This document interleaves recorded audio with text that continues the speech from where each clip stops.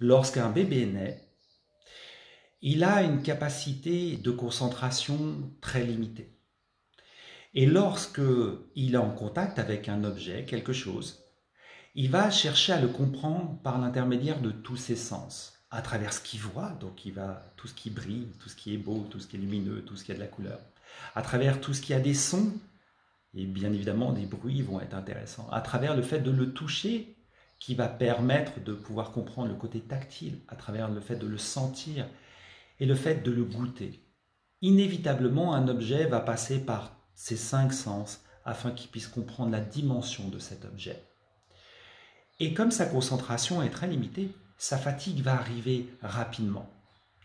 Plus tard, lorsqu'il aura eu énormément de répétitions dans les mêmes objets, il commencera à avoir une conscience de cet objet. Mais la première des choses que cet enfant comprend dans l'univers, c'est les mêmes lois que cet univers. C'est-à-dire que le langage est quelque chose qu'il n'a pas. Il a une compréhension de ce qu'il veut. Son cerveau l'oriente sur ce qu'il veut et pas sur ce qu'il ne veut pas. La négation n'existe pas. La négation n'existe que dans la parole. Sauf que la parole, il ne l'a pas. Et sauf qu'il ne comprend pas. Lorsqu'il voit un objet, c'est normal que pour lui, il veuille le toucher, il veuille le sentir, il veuille le goûter. Et il va comprendre à travers une certaine forme de frustration un élément qui s'appelle le non.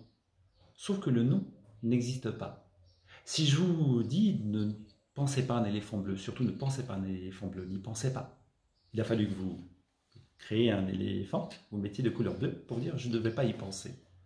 Eh bien, la négation n'existe que dans le langage, pas dans l'expérience. Et cet enfant est 100% dans l'expérience.